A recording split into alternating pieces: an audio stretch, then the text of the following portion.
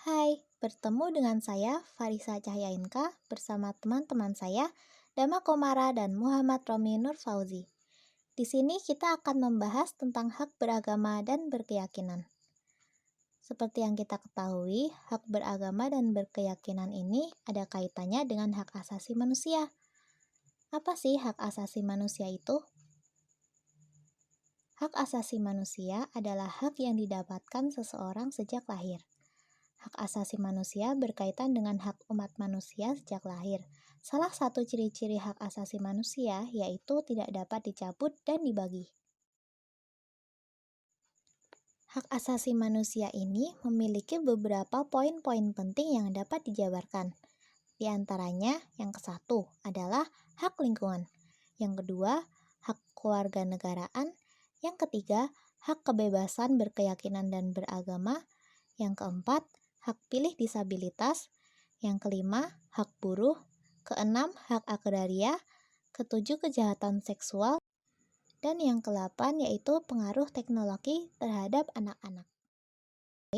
Yaitu hak beragama dan berkeyakinan.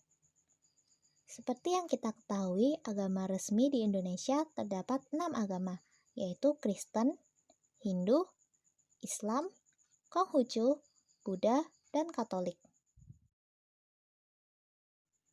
Kebebasan beragama dan berkeyakinan merupakan hak setiap orang.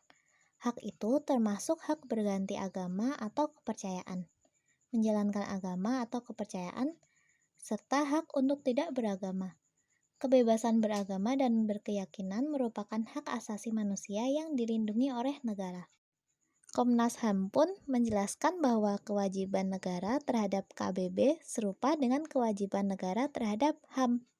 Kebebasan menjalankan agama atau kepercayaan hanya dapat dibatasi oleh ketentuan berdasarkan hukum, dan yang diperlukan untuk melindungi keamanan, ketertiban, kesehatan, atau moral masyarakat, serta hak-hak dan kebebasan orang lain. Walaupun Indonesia memiliki hak kebebasan beragama dan berkeyakinan, kita juga tetap memiliki pedoman, yaitu Pancasila. Seperti yang tertulis pada Pancasila sila ke-1, yang berbunyi, Ketuhanan yang Maha Esa. Sesuai apa yang tertulis di Pancasila, seharusnya kita sudah paham bahwa di dalam sila tersebut sudah pasti diwajibkan kepada masyarakat untuk beragama dan beribadah sesuai dengan keyakinannya masing-masing. Kebebasan beragama dan berkeyakinan menurut survei. Dalam survei yang kita jalani, bisa dilihat bahwa 71,4%-nya menganggap bebas dan 28,6%-nya menganggap cukup dibatasi. Di Indonesia memang bebas untuk memilih kepercayaan atau agama, tetapi pada beberapa masalah amat sangat menjunjung norma yang sudah berlaku dan memberikan kesan mengekang. Terkadang dari masyarakat sendiri yang masih beranggapan bahwa hukum agamanya yang belum tentu berlaku di semua agama, tetapi kerap kali menegur dengan seenak hati tanpa mengetahui orang yang ditegur itu agamanya apa. Kebebasan beragama dan berkeyakinan di Indonesia. Pertama, kebebasan berpikir, berhati nurani, dan beragama. Kedua, menetapkan agama atau kepercayaan atas pilihannya sendiri, termasuk untuk tidak menetapkan agama atau kepercayaan apapun. Ketiga, kebebasan untuk menjalankan agama dan kepercayaan dalam kegiatan. Kegiatan tersebut berupa ibadah, pentaatan, pengamalan, dan pengajaran. Aliran sesat di Indonesia. Kebebasan dalam memilih agama atau kepercayaan adalah hak asasi yang berlaku di Indonesia. Tetapi, untuk kasus aliran sesat yang dapat mengganggu ketertiban umum dan kenyamanan masyarakat, hak tersebut perlu dihilangkan. Aliran sesat di Indonesia bisa saja berkembang sangat cepat bila kita bisa melihat dari sumber daya manusia di Indonesia yang masih sulit untuk diberi edukasi dan merasa lebih baik dari satu sama lain dan cenderung membuat pemikiran mereka mudah dimanipulasi, mengakibatkan peningkatan aliran sesat yang benar-benar tinggi. Toleransi terhadap aliran-aliran yang jelas-jelas merusak tersebut tidak tepat untuk dikembangkan. Akibat merasa tidak terlindungi, sering mengambil tindakan menghancurkan langsung secara spontan di pusat-pusat dari kegiatan aliran tersebut.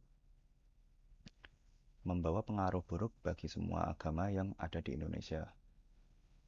Penganut menganggap alirannya tidak sesat, tetapi alangkah baiknya ada campur tangan dari aparat terkait untuk pembubaran.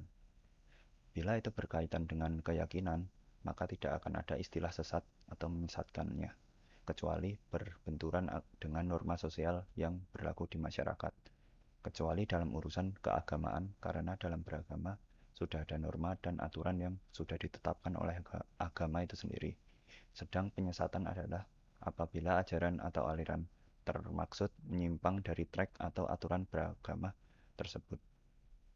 Setiap orang menganggap sesat atau aliran berbeda-beda, atau aliran sesat yang dimaksud merugikan orang lain itu sudah melanggar hukum, jadi harus ditindak secara hukum. Penanganannya. Lalu, siapa yang berwenang menyimpulkan aliran kepercayaan tertentu itu sesat atau terlarang? Kewenangan ini ada pada Presiden. Setelah mendapatkan pertimbangan dari Menteri Agama, Menteri Jaksa Agung, dan Menteri Dalam Negeri, pada praktiknya ada juga Badan Koordinasi Pengawasan Aliran Kepercayaan Masyarakat atau disingkat Bakor Pakem yang melakukan pengawasan.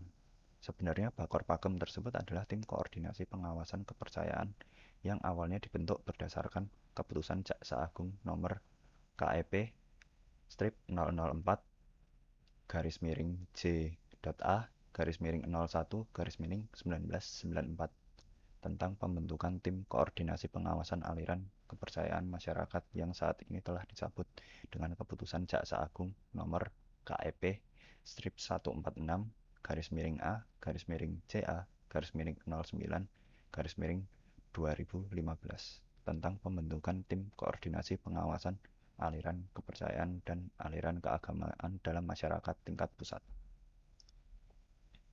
Masukan dari masyarakat.